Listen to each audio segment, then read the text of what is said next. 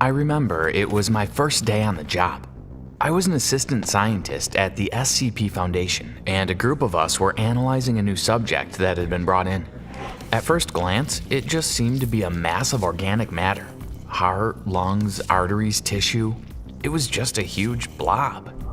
A one-sided mirror blocked SCP-673 from us, but I was still pretty creeped out by it. I had never seen anything like it in my life, and to be frank, it was pretty disgusting. The random collection of organs and tissue was like something out of a horror movie. No, scratch that. Not even horror movie creators could think up something as creepy as this. But first, please be sure to give this video a huge thumbs up and subscribe to the channel. Also, make sure you hit that notification bell so you don't miss out on any of these SCP Foundation accounts.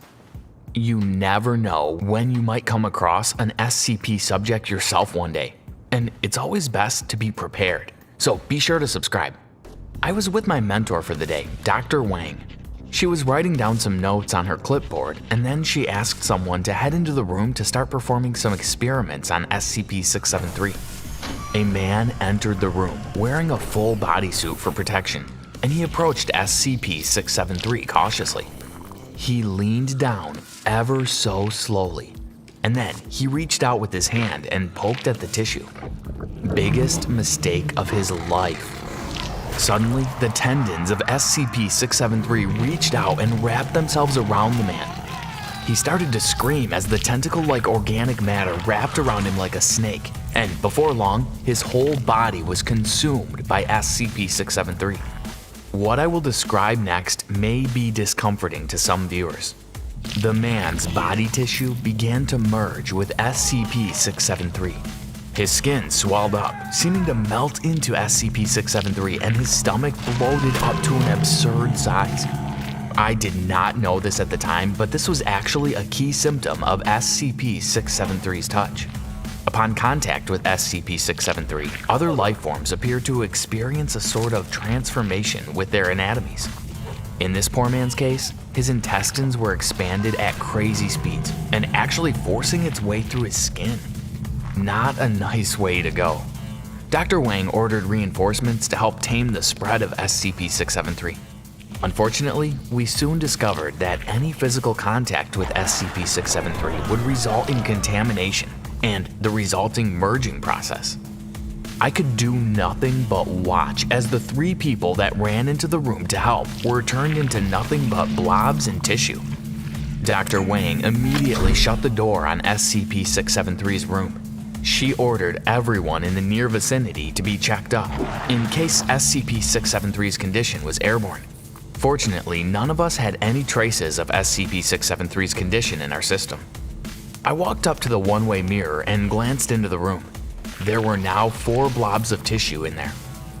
Closer inspection showed that the combination of organs and tissue were entirely disproportionate to the average human body. I spotted a lung the size of an entire leg, and an eyeball that had grown to the size of one's head. The actual logic of the system of SCP-673 also seemed completely impossible. For starters, organs would continue moving without any stimulation. I spotted a heart continue beating, despite not being connected to any arteries that would otherwise have been pumping blood. Fingers moved and waved, despite not being connected to any muscles or nerves. SCP-673 was something I had never before seen in my life. It was something that made my heart drop with fear. Since that day, only 5 new cases of SCP-673 have been reported. One victim came into contact with SCP-673 on a checkup day. He happened to step just a little too close to SCP-673, and he soon became unrecognizable as the transformation process was initiated. The other 4 victims were each new cases outside of SCP Foundation facility. We, as of yet, have no clue how these cases were started, nor how SCP-673 came to be. Experiments concluded that the original SCP-673's DNA matches no other creature or being on this planet, which poses the question of where SCP-673 actually came from. However, we have no answers to that question at the moment. Despite these events, SCP-673 is not classified as dangerous. It is merely an organism that spreads upon physical contact. It does not attack. It does not conspire. It is, as far as we are concerned, a docile mass. But that isn't to say SCP-673 doesn't creep me out. I have seen some crazy things at the SCP Foundation. Things that some people can't even begin to imagine. So if you want to hear more, get this video up to 5,000 likes and I'll share another SCP case that is even creepier than this one. Thank you for listening and be sure to watch out for SCP-673.